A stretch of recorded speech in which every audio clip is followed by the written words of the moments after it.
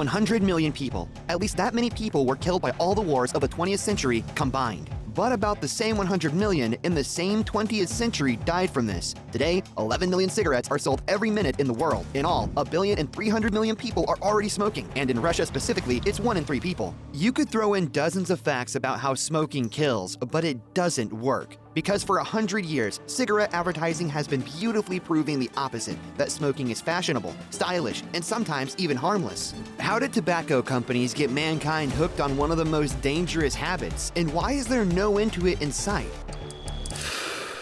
This is the famous Marlboro cowboy, more specifically the actor Wayne McLaren. In 1976, he would play a brutal independent guy in a cigarette commercial. And 15 years later, in 1992, after having one lung removed, he would die of lung cancer. McLaren is a perfect example of what tobacco companies really do. They're essentially not selling you a product. Dry tobacco is dry tobacco 100 years ago or now. They reinvent the attractive image of the smoker every time, so that the new and inexperienced would get hooked on tobacco nicotine and replace these cowboys of the past who died because of smoking. Look, Marlboro that the cowboy used to advertise is today the best-selling tobacco brand in the world. In the US, almost half of all consumers choose it. And the brand itself is considered to be the most expensive among cigarette-producing companies. But before the mid-50s, before that famous commercial, nobody really knew about Marlboro. Sales of the brand amounted to less than 1% of the market, and filtered cigarettes were then advertised to women.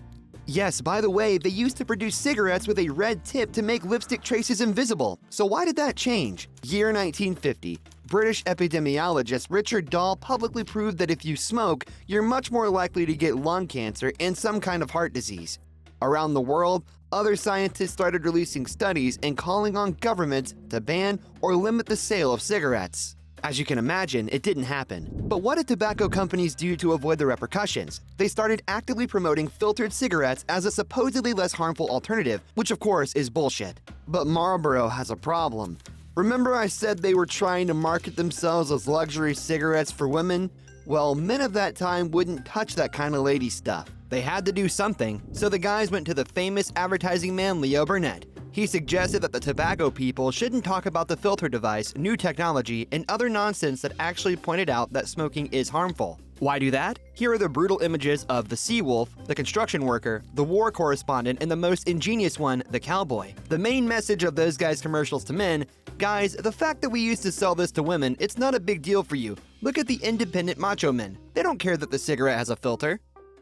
And worked, because handsome actors in those ads, who were just the embodiment of charm and health, affected the brain more than any studies about the harms of smoking and lung cancer. You have to live to see those, but you want to be an independent macho man with a cigarette in your teeth right now. And yes, the tobacco companies pulled that stunt with young, handsome men again and again. If the dream is really big, it will remind you of itself. As you understand, that's an ad of today, but we'll get to that later. Just look at how much money there is in the tobacco business today. $912 billion. That's about 2 Russian year budgets. And here's $350 billion, which is a rough estimate of the world drug traffic. Why am I comparing the tobacco business to drug trafficking in the Russian budget? To show you how much, and most importantly legally, people earn on the substance, which causes addiction and kills. Although it has not always been so, for example, the first Russian Tsar of the Roman dynasty, Mikhail Fedorovich, believed that tobacco brought more evil than wine, and that is why everyone who smoked had their noses cut off, their nostrils torn out, or simply executed. His grandson, Peter the Great, on the contrary, legalized smoking. Why? Because he started smoking himself. About the same story happened. Queen Catherine de' Medici of France, she also got addicted to tobacco and was also in favor of legalization. But still, why did very few people smoke in the past? Because tobacco was expensive back then, and basically everyone smoked cigars and pipes. They were not produced in large numbers, and everything was done by hand, but the world changed in 1881 by this machine changed. It started to automatically roll 200 cigarettes a minute, whereas by hand, people would roll something like 4. Compare in 12 hours, a person would theoretically roll something like 2,500 cigarettes, and the machine in the same amount of time made 144,000. That is, the productivity increased by more than 50 times. What happened next? Look here, 1881, the world produced something like 6 billion cigarettes. 30 years later, 44 times more, and by the middle of the 20th century, it was 250 times as much. Of course, it wasn't as fast as, say, the oil production was growing, but it was also a lot. And just like the oil industry, cigarettes thrive because of wars. Look at this picture from World War I, or this one. There are a lot of them. That's right, the tobacco companies used soldiers to get them hooked on cigarettes. They were sent free cigarettes along with canned goods and bread to keep morale up at the front and supposedly help them rest and relieve stress. Here is what Remarque says about this in All Quiet on the Western Front. 10 cigars, 20 cigarettes, and 2 bars of chewing tobacco per person. All in all, pretty decent. Soldiers were molded into commercials because the soldier is the defender of the motherland and his image is absolutely positive. Can those eyes lie? And of course, they were counting on the fact that after the war, all wars end one day. Soldiers would return home, continue with their bad habit, and get their loved ones hooked. And so it happened. Judge for yourself. At the beginning of the 20th century, only 6% of adults in the US smoked. 60 years later, almost half of them did. Scientists would call it a tobacco epidemic. How did it all happen so fast? Tons of advertising. Wild and done by all means. Take a look at this poster from 1928. It shows the sports stars of the time. New York Yankees player Tony Lazzeri, he's advertising cigarettes with a crazy slogan. For a slim figure, reach for a lucky instead of a sweet. And there's an even worse caption at the bottom. No throat irritation, no cough. But it's not enough to get men hooked. You need ladies too. And you guessed it right, they're being sold the same crap as the baseball star. And then there were the doctors who were vouching for harmlessness of cigarettes. Read this, as many as 20,679 doctors said that Luckies are less irritating to the throat. You think it's just the creative advertising of one single brand? What about this commercial? More doctors smoke Camels than any other cigarette. The tobacco guys don't stop at doctors. Their advertisers feel free to use children and even newborn babies. Read the slogan. Gee, Dad, you always get the best of everything, even Marlboro.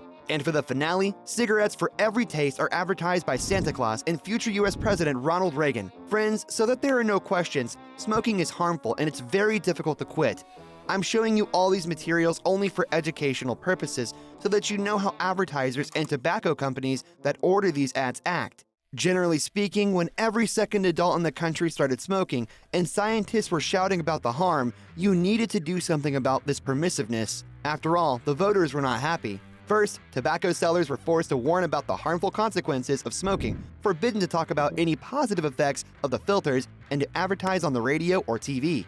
As you understand, this didn't stop anyone. The industry still had loads of money, only they started to invest it not in direct advertising, but doing it in a roundabout way. For example, in the movies. Watch this scene from Superman.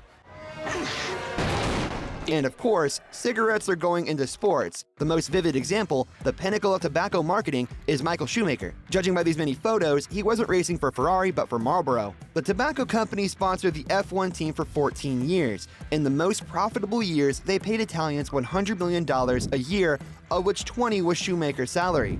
During this time, the guy became world champion 7 times, and in fact is now the most famous racer in history. And Marlboro sales almost doubled in the same time, from 163 billion cigarettes a year to 301 million. As you can see from these shocking sales figures, the money for Ferrari and Schumacher is nothing serious, just little change. And so the tobacco industry would have sold their cigarettes and advertised bypassing all possible laws for another 100 years. But it's this man, Jeffrey Wigand, who will be played by Russell Crowe in Insider. You go public and 30 million people hear what you gotta say. Nothing, I mean nothing, will ever be the same again. Anyway, this guy worked for a big tobacco company and did research and development there.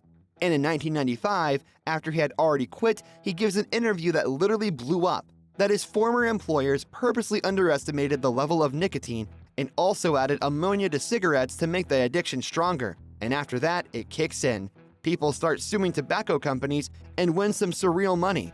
For example, American Mayola Williams is suing Philip Morris, the one that owns Marlboro, for $155 million. Her lawyers are proving that the company is to blame that her husband died of lung cancer, because to the end of his life, he believed in the safety of smoking promoted in cigarette advertisements.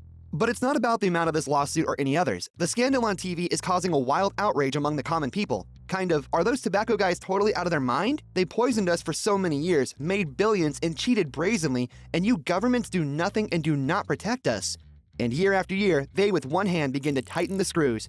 Compare yourself what a pack of cigarettes used to look like in the 90s and what it looks like now, and with the other hand to collect fines from cigarette manufacturers. Of the same $155 million in fines to an ordinary American woman, 98 goes to the state of Oregon. It would seem, here you are, citizens, the enemy is defeated. No more cigarette advertising for you, and you can't find cigarettes in the store, and your children won't see them. But let me remind you, the main aim of the tobacco companies has always been the younger generation, which should come to replace the dead cowboys from the past.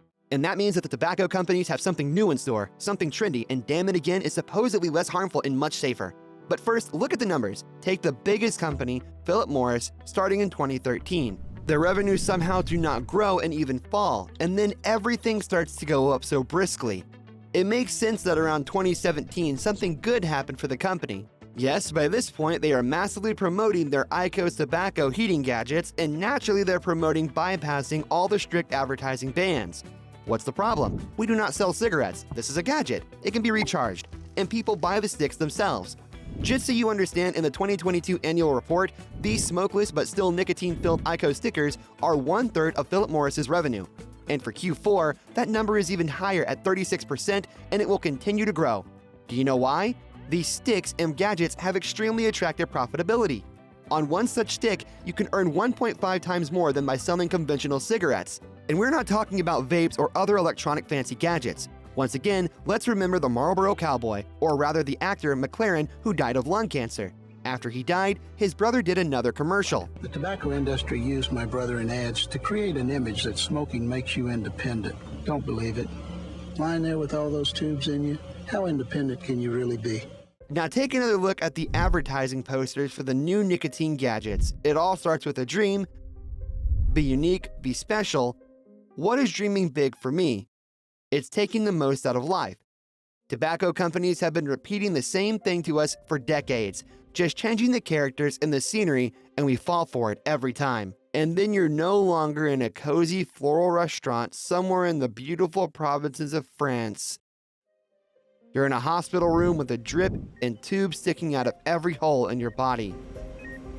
Please don't smoke in front of your children either. They look at you and repeat everything, like we do after all sorts of cowboys.